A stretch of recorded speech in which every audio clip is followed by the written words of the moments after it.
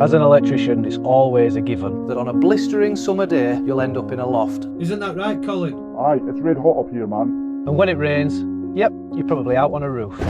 Why is it always raining? But today, I'm lucky enough to be working indoors, though it's in a barn and absolutely freezing. We're putting in the new Robus Harbour Light fitting, which hopefully makes the job a bit quicker. Currently -4 and I'm stood out here waiting for Ross to arrive. I'm teamed up with our semi-tame electrician whose hands are so tough he doesn't even bother with gloves. So let's get our hands numb, grab our tools and get to work. Anything else? Some cheese melt dippers. With these freezing conditions, anything that helps you finish the job faster is definitely a win. The only thing that might slow us down is dealing with any DIY electrics the farmer put in.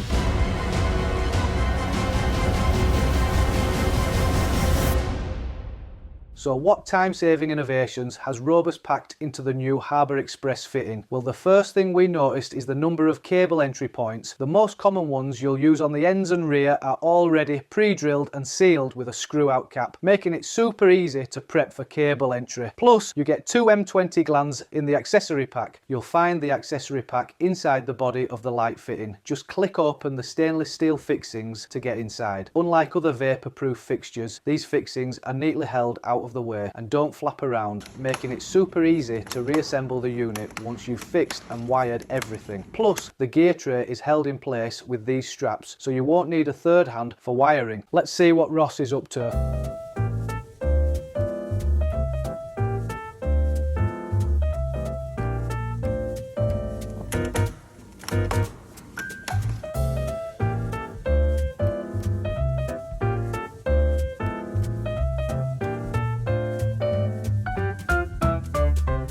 With most of the fittings in place and the weather getting colder by the minute, we decided it was time for lunch. Mackies, here we come. Anything else? Some cheese melt dippers.